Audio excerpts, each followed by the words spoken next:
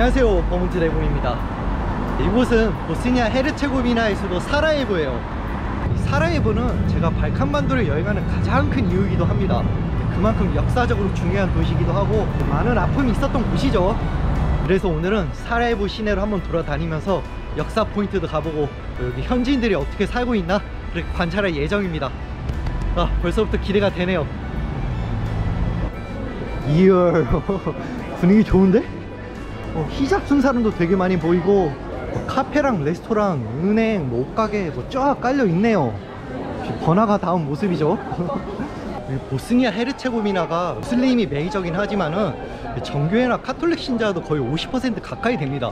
그래서 이거 시내를 돌아다녀 보면은 시원하게 노칠 의상을 입으신 분들부터 아바야로 다 가리신 분들까지 천차만별의 의상을 볼 수가 있네요. 먼저 간단하게 커피 한 잔을 하고 하루를 시작해야죠. 여기 너무 괜찮은데? 와. It's okay. Do you have ice americano? Chocolate croissant? Don't have. Oh my god. Okay, one ice americano. Okay. And please. Thank you so much. 그발라. 제가 여기를 6월부터 여행 중인데 어디 가나 이렇게 호황입니다. 피크 시간대 되면은 안 기다려본 적이 없어. 그만큼 경제가 좋다는 뜻이겠죠. 되게 보기 좋아요, 솔직히. 이런 거 보면은 같은 유럽이지만 서유럽에 떵떵거리면서 어깨 힘 팍 주고 돌아다니잖아. 그에 반해 북유럽은 다소 가난하고 좀 어두운 이미지가 있는데 전혀 그렇지 않습니다. 이 여행 만족도는 북유럽이 훨씬 더 좋아요, 서유럽보다. 서유럽에서 겪었던 고물가 인종차별 하나도 없었습니다. 오히려 동양인이 더 없으니까 환대해주고 호기심을 가지는 느낌? 아무튼 커피 한잔 하도록 하겠습니다. 깔끔히 서빙된 카페가 단돈 2유로 2,800원 정도네요. 2,900원. 카페 분위기 보면 한 5,000원까지 내도 괜찮을 것 같은데 뒤에는 이렇게 성당도 있어.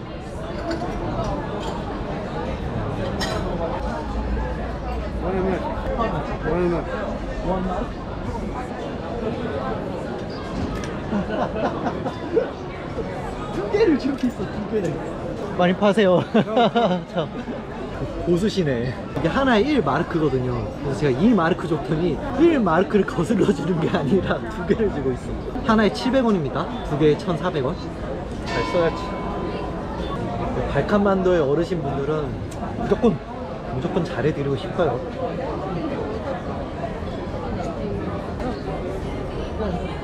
우와, 갈 거야. This is for you. Thank you. Yeah. You're from Bosnia? Yes, yes. Locals. Where are you from? South Korea. Oh, you like it here? Yeah, I like.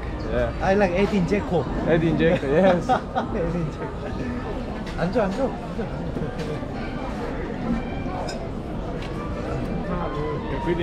Just Have a good day. see you. Enjoy the time in Sarajevo. Oh, thank you. Fatima. Yes, sir. Okay. This is Paul and Eva. Yes. Thank you so much. See you. Bye bye.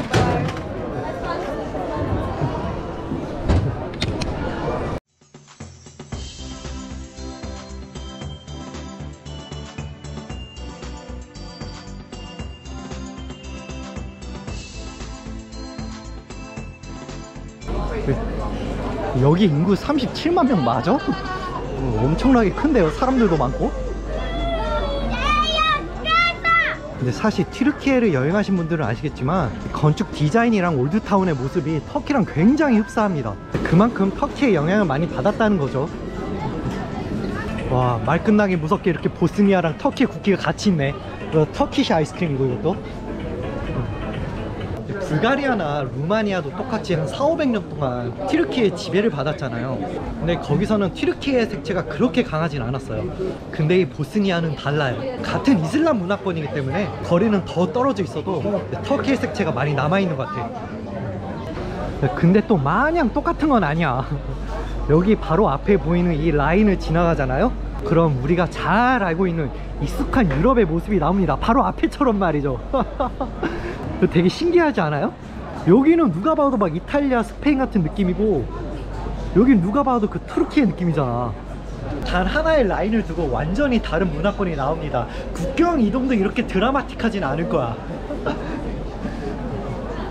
한 도시의 양 문화가 극렬히 갈린다는 게 되게 흥미롭죠. 이게 보스니아 아니면 어느 나라에서 가능하겠어. 발칸 반도니까. 그리고 보스니아니까 가능한 일이죠. 시장인가 여기는? 여기 보자마자 딱 느껴지는 게 있네요. 터키의 그랜드 바자르랑 굉장히 흡사하죠. 파는 것도 똑같아. 또 터키시 커피 스타일. 아, 이런 거 사고 싶은데 너무 많아지면 무거워지니까 제일 가벼운 거 없나? 이런 거 좀 가볍겠다. How much is it? 2 marks. 2 mark, 1 euro. Yeah. Yeah. What brings you here? I'm always surprised when people from really far away come here. Like, what brings you here? I like traveling, but I already have been to the Western Europe. So in this time, I just wanted to travel the East side Europe, and I prefer this place more. Oh, really? More friendly, not too much expensive. Yeah, it's not too expensive. Alhamdulillah. Yeah. Well, are you Muslim? I'm not Muslim, but I like Islam. Oh. Yeah. This 2 mark. Yes. Okay, thank you so much. Bye. Yeah. Keep your calling with your friend. Oh, seller. It's not a problem. Just sending her like a voice message. Okay, bye bye. Bye. See you. 네, 여기가 튀르키예 스타일이라고는 하지만은 방금 저 예쁜 누나처럼 다 슬라브 계통의 베이스입니다. 보스니아도 자신만의 아이덴티티가 확고히 있어요. 자기만의 인종이나 민족이라든지 동방정교회의 문화권과 혼재라든지 그런 것들 말이죠.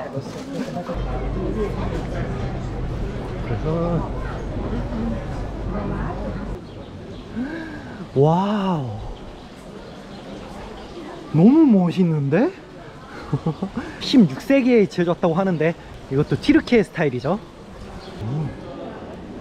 시간대를 다 이렇게 있고. 저 방금 되게 신기한 걸 구경했습니다. 원래 이 모스크는 남녀의 구분이 굉장히 철저한 곳이에요. 남성들이 기도하는 곳은 더 오픈된 공간에 있고, 여성들이 기도하는 곳은 따로 칸막이가 쳐져 있거나 아니면 독립된 방으로 나눠져 있습니다. 왜냐하면 모스크는 남녀의 구분이 엄격히 구분되는 곳이기 때문이죠. 근데 확실히 보스니아는 이런 좀 세속주의 느낌이 강해서 그런지 여성들이 기도하는 모습을 볼 수가 있네요. 이 경우는 굉장히 특이한 케이스예요. 제가 전 세계에 있는 수십 수백 군데의 모스크를 가봤지만 이런 경우는 처음입니다. 저 누나도 기도 끝나자마자 히잡을 풀어 헤치고 바로 가시네. You're from Korea? Yeah, I'm Korean. Really? Yeah. 안녕하세요. 안녕하세요. Wow, you can speak Korean. Where are you from? We are from Syria. Syria? Yes. Damascus? Yeah. Yeah. No, have you ever been? We are from Damascus. Yeah. She's from Deir Zor. I wanna go to Syria so much, but now Korean I people want to, can't but go. we can't. Yeah. No, now it's okay. Still the conflict, civil war. I heard it is finished. It is not really finished. Oh yeah. Nothing's finished. So I'm very happy to see you. I like Syria. Yeah, it's nice to meet Korean you. culture. Yeah. Alhamdulillah. But someday I will go. Someday. Inshallah. Maybe we meet together there. Of course. Yeah. Can we take a picture? Sure. together? Our phone. Yeah, sure. In your phone, no problem. I understand. This is the Korean. Oh, it's a Korean heart. Thank you. Thank Oh, you. you're so nice. You too. Yeah, and you are so beautiful. Thank you. Can I say? Oh, so nice. So hello. Have a See you good later. day. Bye bye. Bye bye.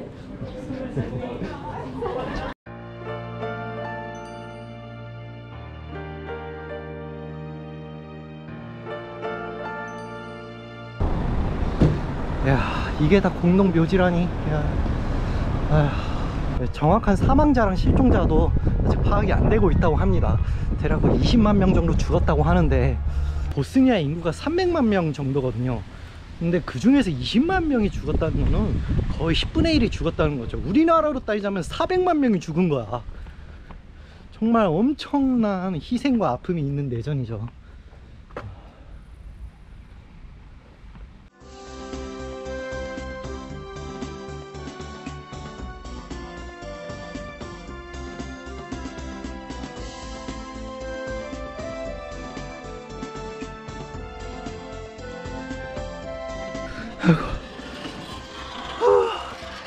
아이고, 다 왔다. 야, 우와, 완벽해. 제가 이곳 이름 없는 전망대에 올라온 이유, 바로 보스니아 내전의 잔혹함을 다시 한번 보여드리기 위해 왔습니다. 여기 사라예보 시가지를 보면은 산으로 삥 둘러싸여 있는 것을 볼 수가 있어요. 이 가운데 분지 지역에 시가지가 형성되어 있는 구조죠. 저번 모스타르 영상에서 보스니아 내 보스니아계와 크로아티아계가 독립을 선언했다 그랬잖아요. 그리고 그에 반해 세르비아계는 격렬히 저항하면서 스릅스카 공화국을 따로 건설했고요. 그렇게 보스니아는 양 갈래의 세력으로 나눠지게 됩니다. 세르비아계와 크로아티아계랑 보스니아계. 근데 여기서 보스니아 내 독립을 선언한 스릅스카 공화국은 유고슬라비아 연방군의 은밀한 지원을 받습니다. 왜냐고? 유고슬라비아 연방군은 대부분 세르비아계로 이루어져 있거든. 그래서 이 스릅스카 공화국은 강력한 화기로 무장을 합니다. 압도적인 화력을 가지게 된 거죠.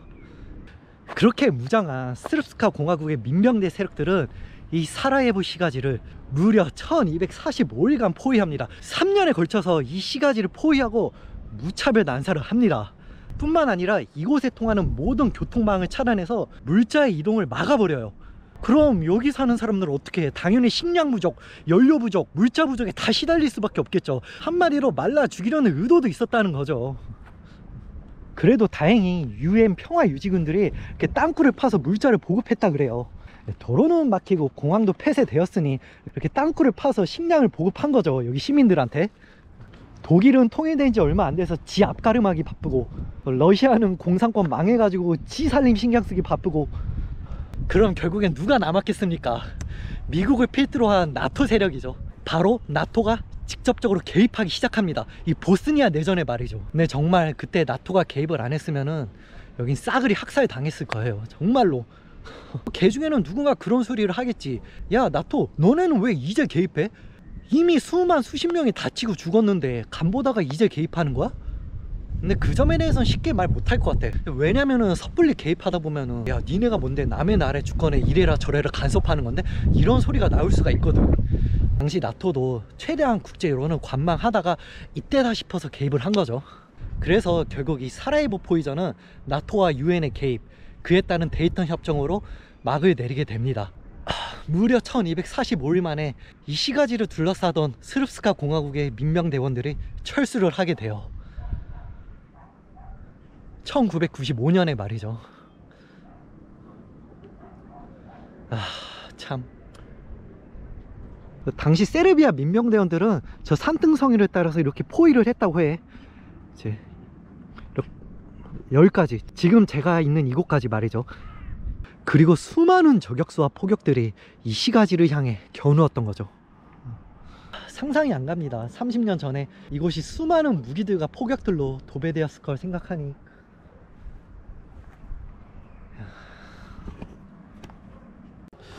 제가 주로 보스니아 입장에서 얘기를 했는데, 그렇다고 세르비아를 무작정 비난하고 싶지는 않습니다.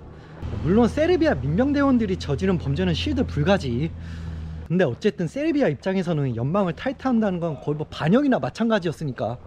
원래 한 나라였던 연방국이었는데 누가 독립한다고 하면 잘가, 너네 독립 잘해, 이렇게 말할 나라가 있겠습니까? 세르비아 입장에서는 어떻게든 연방을 지키려고 했던 거겠지.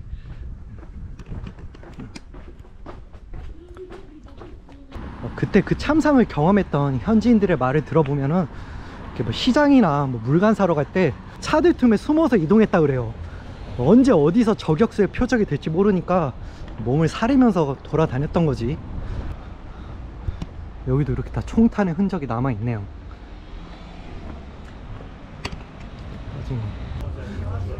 우와, 이 카페 가보고 싶은데. 풀방이구만. 이런 멋진 카페를 탐방하는 것도 발칸만도 여행의 큰 즐거움인 것 같아요. 무엇보다 커피나 음료의 가격이 워낙 저렴하니까 막 시켜도 부담이 안 돼. 아메리카노가 한 1,000원, 2,000원, 오렌지 주스가 한 2, 3,000원 정도 합니다. 담배 연기. Thank you so much. 와, 이거 뭐지? 주스를 시켰는데 물이 나오네?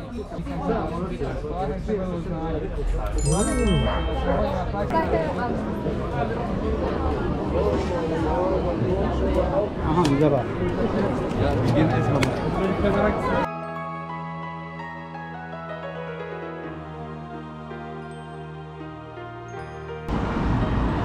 아, 드디어 보인다.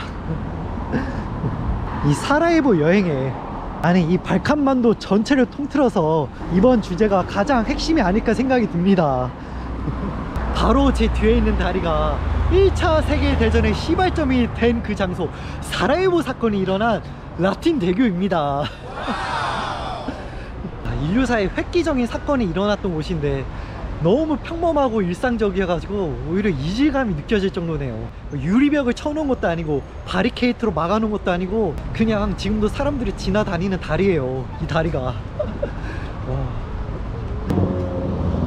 이렇게 그대로 갖다 놨구나. 이게 정말 오스트리아 황태자 부부께서 타신 차인가? 모형인지는 잘 모르겠네요.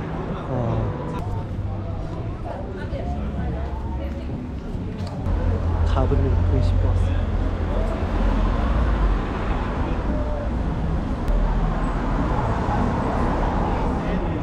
지금은 여기가 박물관이지만은 원래는 샌드위치 카페였다고 해요. 이제 여기 카페에서 가브릴로라는 암살자가 오스트리아 황태자가 오게 기다린 거죠. 물론 암살을 목적으로. 이제 황태자 부부를 태운 저 차가 이렇게 쭉 가다가 수행원의 병문안을 가려고 이렇게 유턴해서 돌아가려고 했대요. 그리고 이쯤을 지나갈 때 그 암살자가 카페에 나와가지고 두 발의 총성을 날린 거지. 빵빵. 그렇게 황태자 부부는 죽고 그 가브릴로라는 청년은 바로 체포가 됩니다. 1914년에 일어난 일이죠. 지금으로부터 110여 년 전에. 그래서 그 결과는 어떻게 되었을까? 오스트리아는 단단히 화가 나서 이 세르비아에 선전포고를 하게 됩니다. 니네가 감히 우리 황태자를 죽여? 전쟁이지. 야, 한번 싸우자. 가뜩이나 오스트리아는 범게르만주의를 내세워서 발칸 반도의 주도권을 잡으려고 했었거든요. 다들 1차 세계대전의 시작이 독일에서부터 시작하는 줄 알았는데 1차 세계대전은 오스트리아가 세르비아에 선전포고를 한 것으로 시작이 됩니다. 물론 메인 주인공은 독일이죠. 이제 오스트리아가 보스니아에 선전포고를 하니까 당시 범슬라브주의를 내세워서 발칸 반도의 영향력을 뻗치고 싶어 했던 러시아가 막 선전포고를 합니다. 야, 보스니아는 우리랑 같은 슬라브 민족이야. 그리고 우리 러시아도 너네가 발칸 반도에서 영향력을 높이는 걸 절대 용납할 수가 없어 하면서 참전을 하게 됩니다. 그리고 오스트리아의 동맹국이었던 독일도 자동 참전을 하게 되고 또 러시아의 동맹국이었던 프랑스도 또 참전을 하게 되죠. 그리고 독일이 중립국인 벨기에를 거쳐 프랑스를 치니까 영국도 독일의 세력 확장을 막기 위해 프랑스, 러시아 편에 붙어서 같이 싸우게 됩니다. 자동적으로 영국과 동맹을 맺고 있던 일본도 협상국의 일원으로 참전을 하게 되고 또 오스만도 영국이 뒤통수를 때리는 바람에 동맹국의 편에서 참전을 하게 됩니다. 너무 복잡하긴 한데 정리하자면 다음과 같아요. 독일, 오스트리아 헝가리 제국, 오스만 제국의 동맹국, 그리고 러시아, 프랑스, 영국의 협상국. 무려 1000만 명의 사망자를 냈던 1차 세계대전은 사라예보 사건, 그리고 그에 따른 각 열강들의 패거리 싸움으로 번지게 된다는 것, 이게 핵심입니다. 네, 어쩜 이렇게 일상적인 건지 누가 말해주지 않으면 사라예보 사건이 일어난 거라고 생각이나 하겠어. 바로 이곳이 이 세르비아 청년이 프란츠 페르디난드를 살해했다고 1차 세계대전이 일어났을까?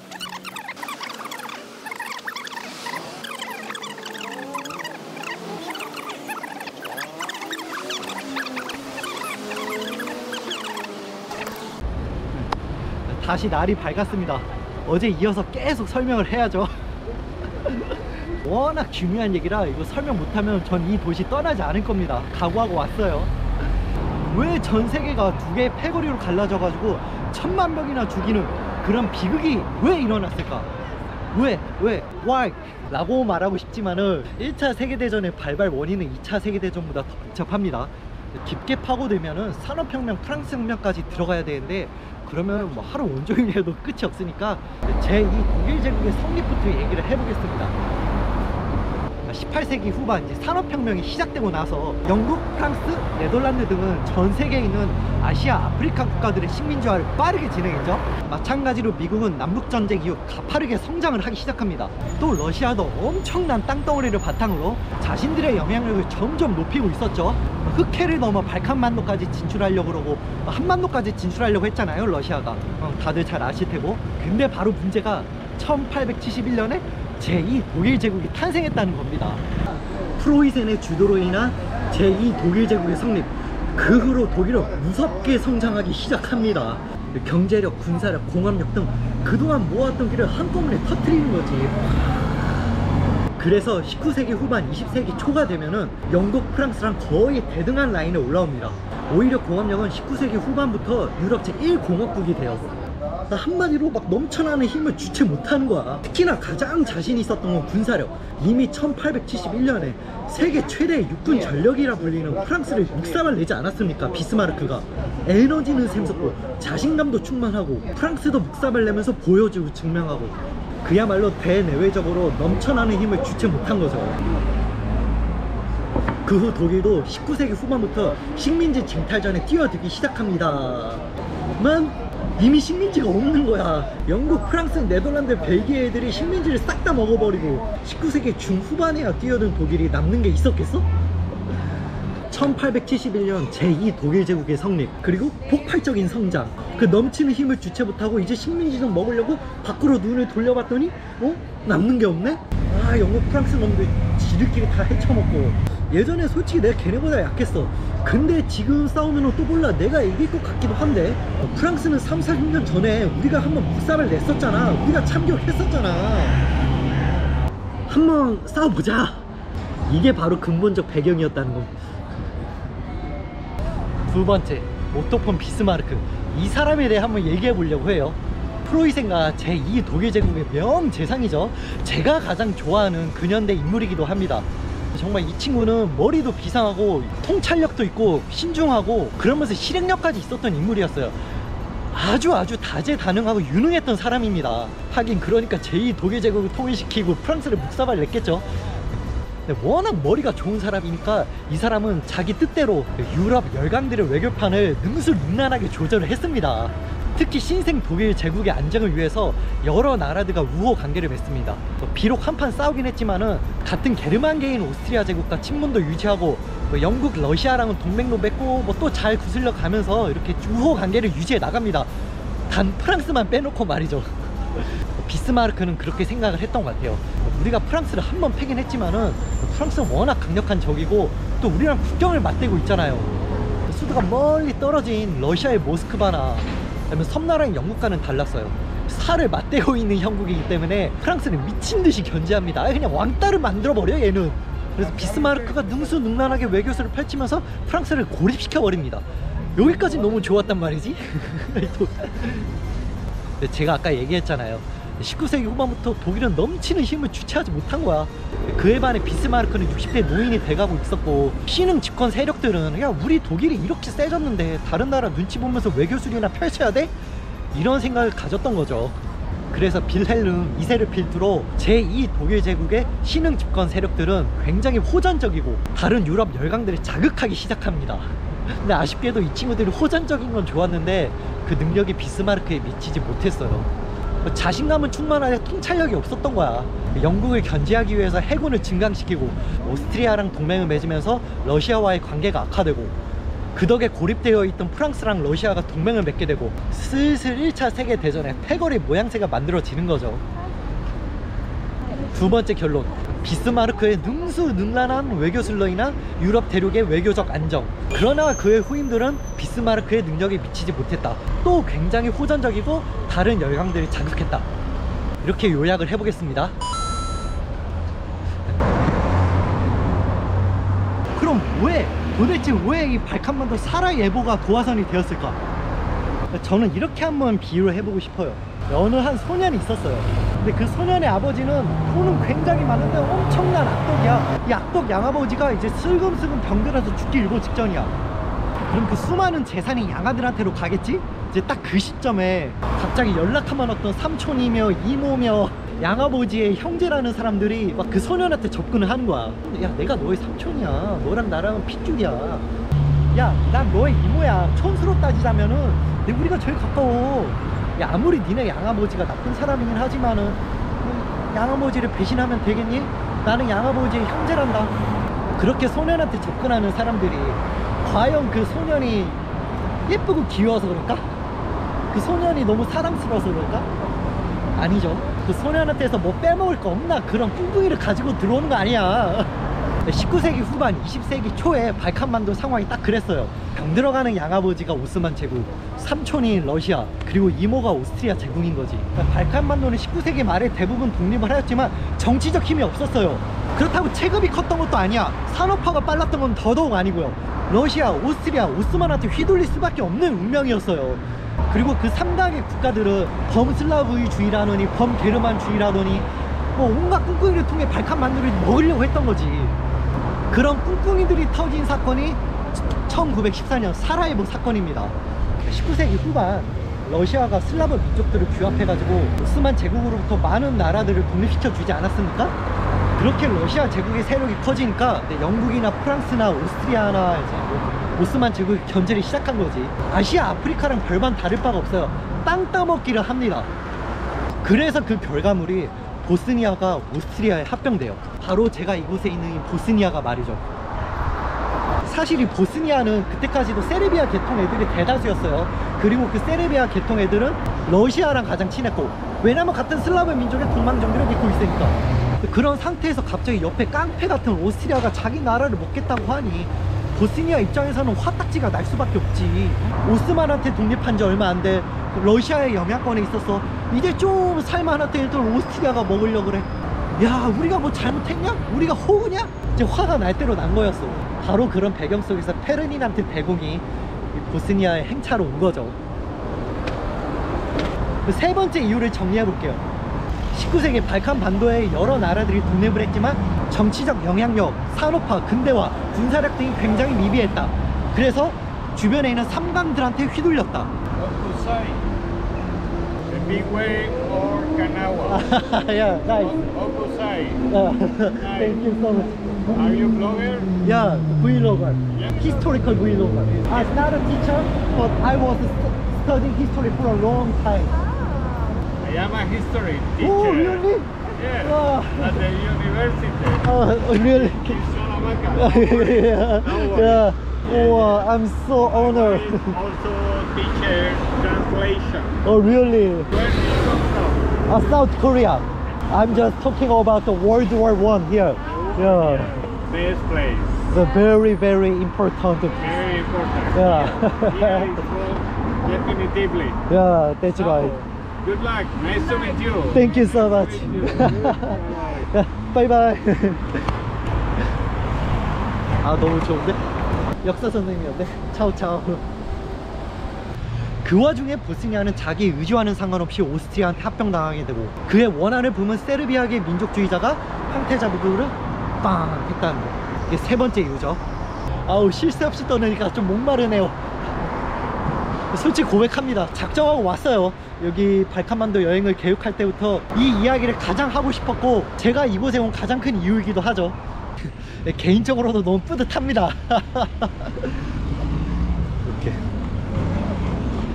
아우, 이 라틴 대교는 한 30번 왔다 갔다 한 것 같아, 영상 찍으면서. 아, 나 이거 결과까지 얘기해야 되는데 이거 큰일 났네. 이거 분량이 너무 늘어날 것 같아.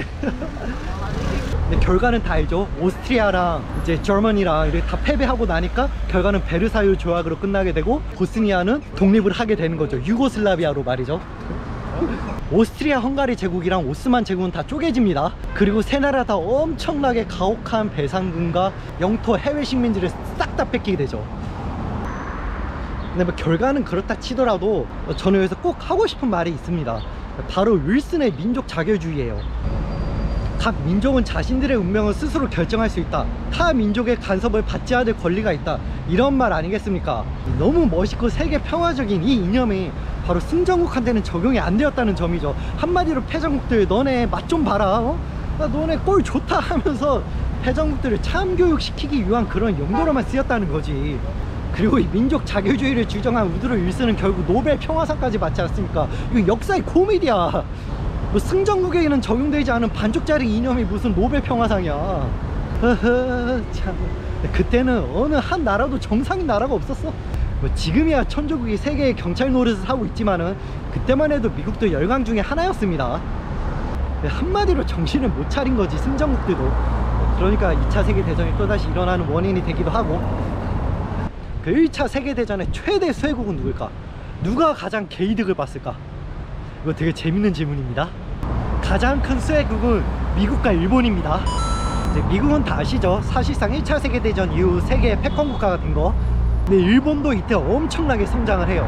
그 전까지는 어느 정도 농업 국가였던 시스템을 완전히 공업 국가로 바꿔버리고 상업, 무역업, 이제 기계공학, 이제 모든 분야에서 급속한 발전을 이루게 됩니다. 마치 1870, 80년대 독일처럼 말이죠. 아, 골고 돌아 다시 이곳까지 왔구나.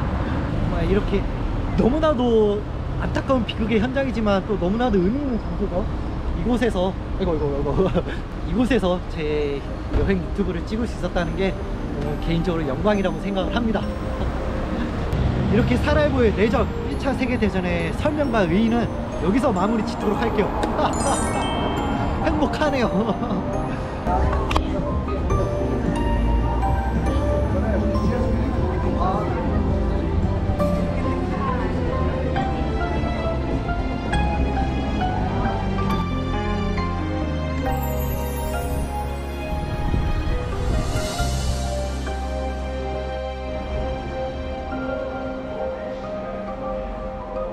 저 먼 곳에 이르는 길에 찾아온 그대 운명의 끝은 어딘지 스치는 희미한 모습 속에 차가운 예감 나는 들리길 바랬었지